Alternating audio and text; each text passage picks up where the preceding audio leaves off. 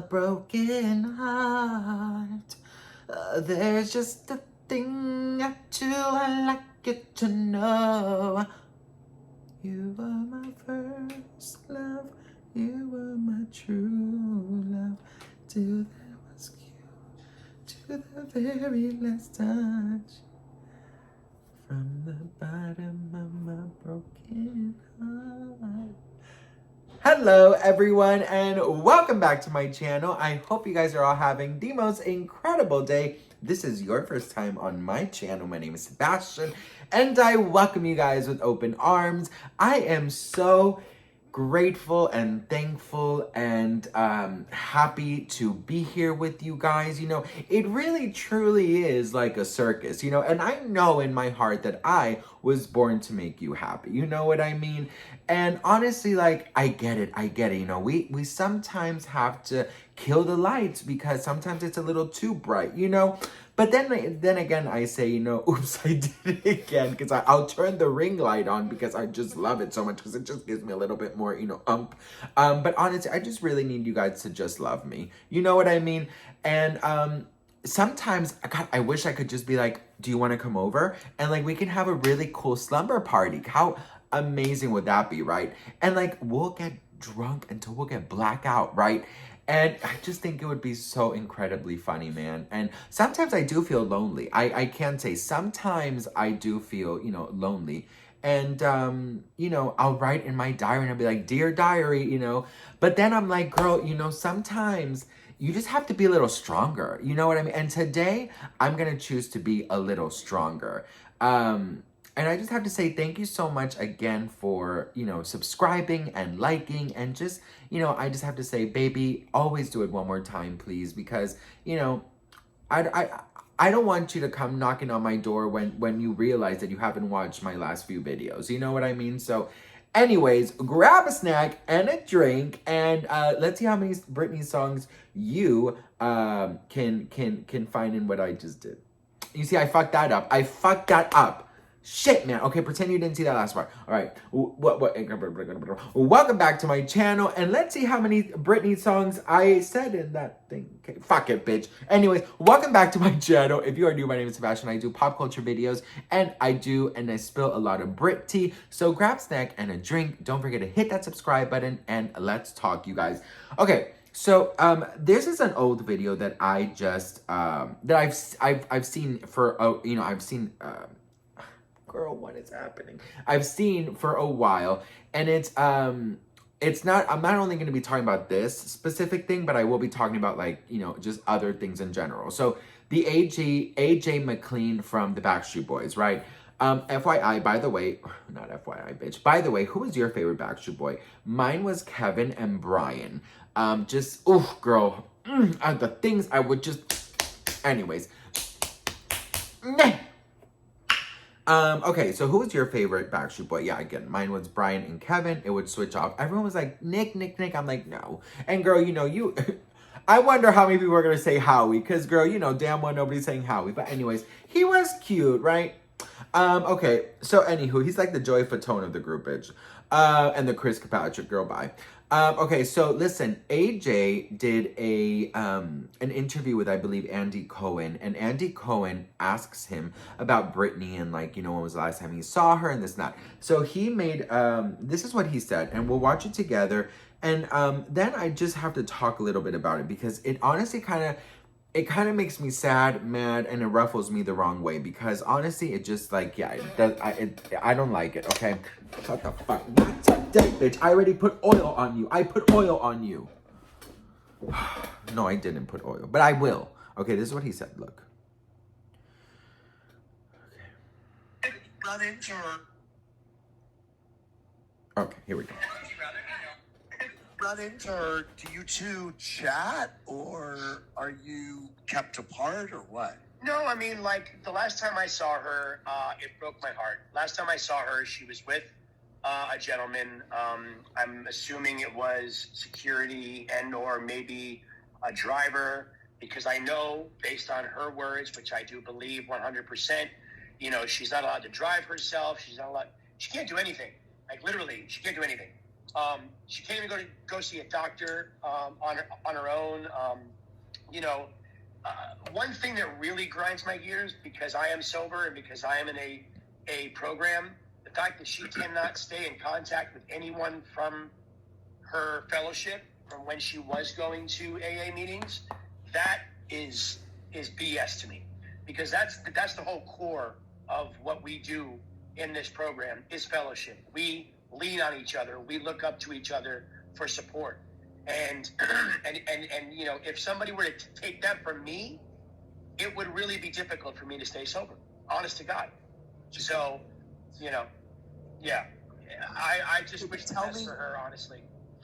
Tell me again before I move on, what happened when you last saw her? Because you were just when I last saw her, my wife asked me to go in to get some cupcakes for a birthday party for one of my daughter's friends.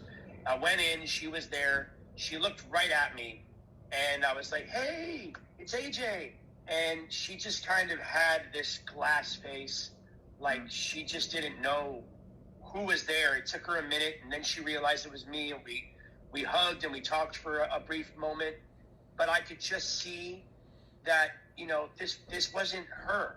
Like, I'm not looking at the person I knew from years and years ago.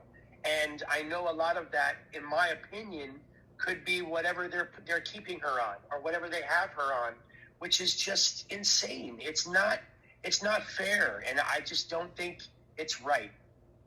run into her. Okay, so here is the thing with that. This was right around, and correct me if I'm wrong, but this is like, she was still in the conservatorship at this time, right? To be very honest with you guys, like, it annoys me so much, because there's of course there was so many things that was out there, but like, you know, the public, right, who has nothing to do with Britney. We're not close to Britney. We don't know anything about Britney. We've heard rumblings, but like, I believe that I really got into knowing exactly when I heard it from her mouth in the court, when the court recording. That really, like, I you know, of course, previous to that a little bit, you know, you got so much information and everything. But like, hearing her voice really, like, just, you know, it was like, you know, it was horrible. And so my question is, us, obviously, who have nothing to do with Britney, we only know what is being put out there. But what about like these celebrities? What about people with power? What about, you know, Paris Hilton? What about, you know, Madonna? What about AJ? What about all, you know, the people that have some kind of power and social media platform and a public? Where were they? Where were they when Kate Hudson, not Cade, but Kate,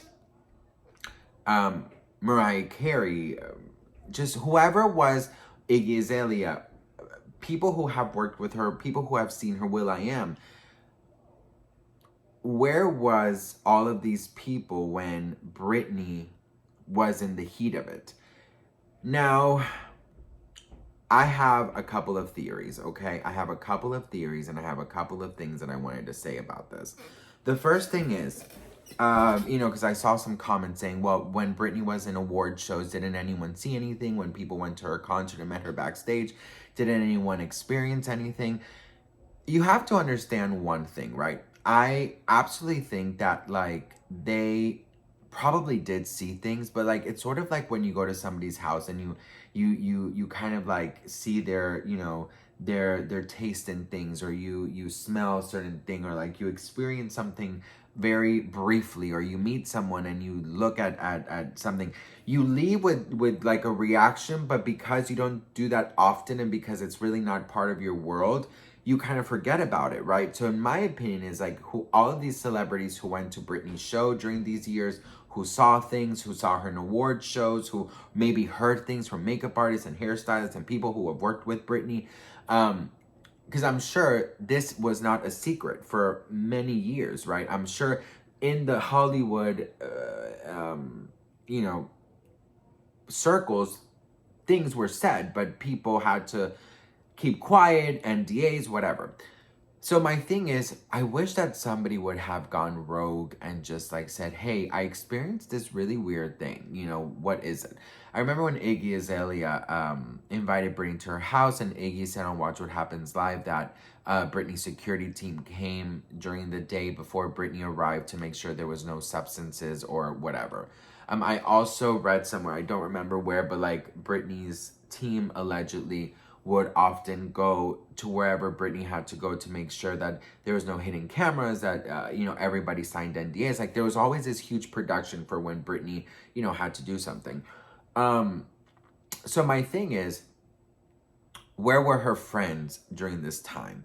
And I really think that, in my opinion, her family, her conservatorship people, they kept Britney so well hidden, and they kept Britney so, like, there was like this fortress to come close to Britney that her friends, you know, would call maybe, and they maybe, you know, maybe they changed the number. Maybe, you know, Britney's team changed the number. Maybe Britney's team, you know, would say, Britney's not interested in talking to you. You know, please don't call here again. Whatever the case, right?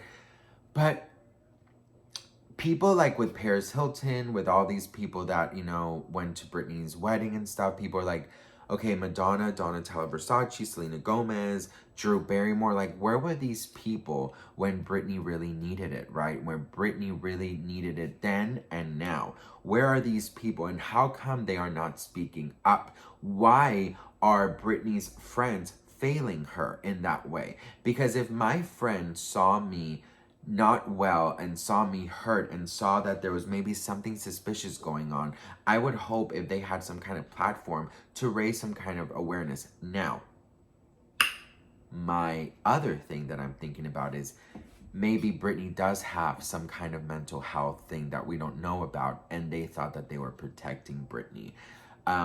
So it could be those two. It's either, you know, her friends failed her miserably, they were trying to protect her. Like, why is it that nobody ever spoke out while this was happening? How come the little stories we do know, it was pushed under the rug?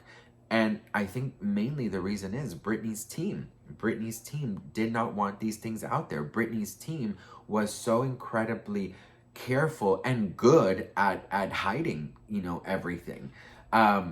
I only heard this one time. Oh, just kidding. Well, I've heard that one. Okay, I'll tell you, whatever, long video. So there's one time I did hear about like this stylist or whatever, and she told me that Britney's then assistant Felicia, who was her assistant, and then in Circus, you know, she was like the meet and greet girl.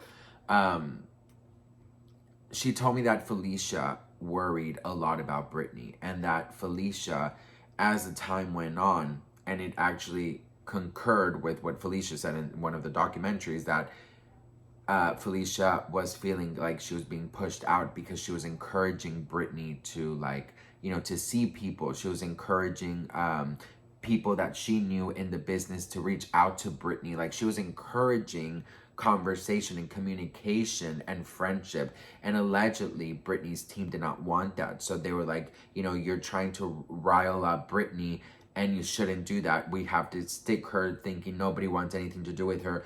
We have to, you know, keep on making her believe that she's lonely, that she's alone, that nobody wants anything to do with her, and that she's forgotten, basically. Allegedly, my opinion. So one time, when she went to perform in Denmark, I was there, and I went to the concert in a place called the Circus tour was in Copenhagen, and the other one I believe was in a town called Hearing or something like that. And I went in the Circus tour. She had brown hair. She just dyed her hair brown like a couple nights before. And she came with her two babies and like a nannies and stuff. And there's a video out there if you search up Britney arriving to Copenhagen. So I had a friend who worked in like the private air something or another. Like, she worked like in the private airplane thingy, right? And she was also going to the concert, so she actually did a morning shift so she can like go, you know, as soon as possible to get in line, because, you know, if you're in the pit, you want to get there early. So I remember she told me that she was actually there when the plane landed, and that previous to the plane landing, there was like part of her team, I guess this is what she said, there was part of her team that came and sort of double made sure that everything was perfect. And what I mean by everything was perfect was the walk from like, you know, the airplane, the car, and then, you know, out the airport in this like private area lounge and out the door in the back. They wanted to make sure like the walkway was perfect. And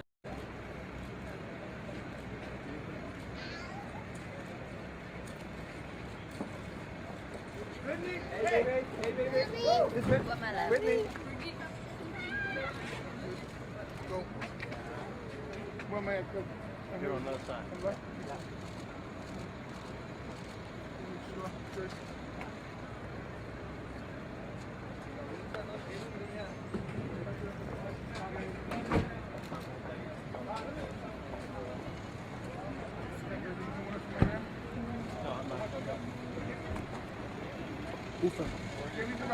And she also told me that like her coworker who was working that day and actually received Britney and received the team and stuff, she said that Britney seemed totally normal. She seemed super like she didn't talk to anybody.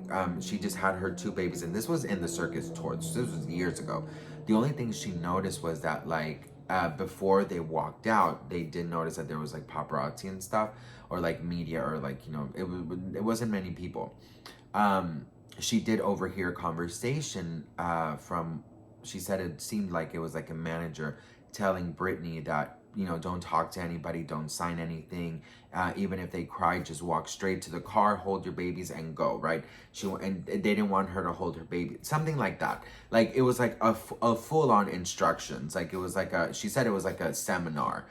And so that got me thinking. I was like, everything that had to do with Britney's life is a production, which goes back to what I was saying, that they kept her so well, like, you know, like this, that there was no room for error. Everything in Britney's life was so rehearsed, was so perfect. And it reminds me also of For the Record, when her and her assistant wanted to go out and do some shopping in New York City, and she had to wait in a room until they found a double, so she can like, the double can distract the paparazzi. So everything was so well produced and so well rehearsed that goes back to my other point. You know, I'm all over the place, that people could not be like a true friend to her because it was such a production that they couldn't even get close to her, because they had to go through all of the production levels in order to get to her. That's the reason I'm thinking nobody spoke up and nobody said anything, even if they did see something. And if they, you know, and if they did speak up, then, you know, because we didn't see Paris and Britney for many years together. We didn't hear about anyone being friends with Britney. My God, the only person that I only heard that Britney went somewhere with was Iggy Azalea's house, and also that that Britney went to a dinner with Kate Hudson, Mariah Carey, Paris, like, you know, that infamous picture with Mariah and Britney. So we didn't really see any social side of Britney. We didn't see that side of her. So maybe there was just no social side of Britney. Maybe they really, truly kept her so away from her friends, away from everyone, that like she was not able or capable of forming any friendship, to which means they didn't know anything that was going on. You know? I don't know. There's always such mystery. I don't think AJ should get any hate. I think that, you know, what he said about Britney looking lost and glossy and everything, it is because of the medication. And, you know, when you're told that nobody wants anything to do with you, that nobody calls you, that this and that, you sort of do kind of get like, oh, okay, well, I'm nothing. I'll just work and be, you know, do whatever they tell me to do, right? Anyways, this was such a blabbering everywhere video, but it is what it is. Sometimes you just have to call your best friend and FaceTime and talk about 5,000 things at once. And that's the beauty of our channel, bitch. Anyways, it was a pleasure. I loved talking to you guys. I love rambling on to you guys. I'm so grateful for each and every one of you. And I hope you enjoyed this kind of like talkative video. I don't normally do such a talkative video because, you know, sometimes I do go off and ramble and stuff, but sometimes it's nice to just sit and chit chat. You know, maybe you're washing your dishes. Maybe you feel a little bit lonely. Maybe I'm in the bathroom with you. Maybe, you know, you're walking, you're in a bus, you're in a metro. I don't know where the fuck you're. Maybe you're on your lunch break and I just kept you company for, you know, 18 minutes or so. So anyways, I love you all so much. If you want more longer videos, let me know. And I'll see you guys in my next video.